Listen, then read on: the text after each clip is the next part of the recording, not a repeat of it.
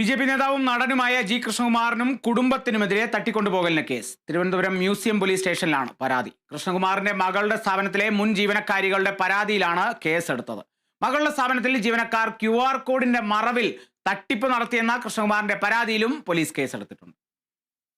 കൃഷ്ണകുമാറിന്റെ മകൾ ദിയയുടെ കവടിയാറിലെ ആഭരണ വ്യാപാര സ്ഥാപനത്തിലെ ജീവനക്കാരികൾ വൻതുക തട്ടിയെടുത്തെന്നാരോപിച്ച് ദിവസങ്ങൾക്ക് മുൻപ് കൃഷ്ണകുമാർ പരാതി നൽകിയിരുന്നു. വ്യാജ QR കോഡ് വെച്ച് ജീവനക്കാരികൾ ഉപഭോക്താക്കളിൽ നിന്ന് 2024 ജൂലൈ മുതൽ 69 ലക്ഷം രൂപ തട്ടിയെന്നായിരുന്നു പരാതി. ഇതുമായി ബന്ധപ്പെട്ട സ്ക്രീൻഷോട്ടുകളും മറ്റും ദിയ ഇൻസ്റ്റഗ്രാം വഴി പുറത്തുവിടുകയും ചെയ്തു.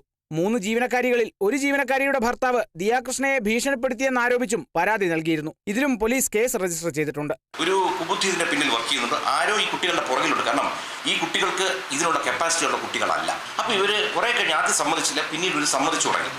അപ്പോൾ ഇവർ പറഞ്ഞു ഞങ്ങൾക്ക് കുറച്ച് സമയം തരണം. അപ്പോൾ ഇതിനിടയ്ക്ക് ഇവിടെ ഒരു കുട്ടിയുടെ ഭർത്താവ് ഇവിടെ നിന്ന് പുറത്തുപോയി. ഒരു 3 മണിക്കൂറിനകത്ത് തിരിച്ചു വരുന്നു.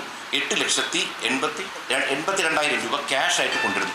അന്ന് രാത്രി എൻ്റെ അടുത്ത ദിവസം രാത്രിയോ മകളെ വിളിച്ചിട്ട് ഭീഷണിപ്പെടുത്തുന്നു. ഞങ്ങൾക്ക് ഇതിനകത്ത് ഒരു പൈസ തരാൻ, ഇനി ഞങ്ങളെ മേലിൽ വിളിക്കരുത്, വിളിച്ചാൽ അങ്ങനെ ചെയ്യും. അതേസമയം ദിയക്കെതിരെയും കൃഷ്ണകുമാറിനെതിരെയും തങ്ങളെ തട്ടിക്കൊണ്ടുപോയെന്ന് കാണിച്ച് ജീവനക്കാരികൾ പരാതി നൽകി. വിഷയം സംസാരിച്ച് പരിഹരിക്കാമെന്ന് പറഞ്ഞ് വിളിച്ചു വരുത്തിയ ശേഷം തട്ടിക്കൊണ്ടുപോയി ഭീഷണിപ്പെടുത്തി പണം കവർന്നെന്നാണ് പരാതി. ജീവനക്കാരികൾ 8,82,000 രൂപ നൽകിയതിന്റെ രേഖകളും പോലീസിന് കൈമാറി.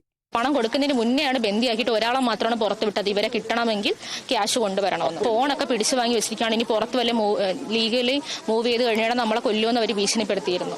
നിലവിൽ തട്ടിക്കൊണ്ടുപോകൽ, സ്ത്രീത്വത്തെ അപമാനിക്കൽ തുടങ്ങിയ വകുപ്പുകൾ ഉൾപ്പെടെയുള്ളവ ചുമത്തിയാണ് ജി കൃഷ്ണകുമാറിനെതിരെ തിരുവനന്തപുരം മ്യൂസിയം പോലീസ് കേസെടുത്തിരിക്കുന്നത്.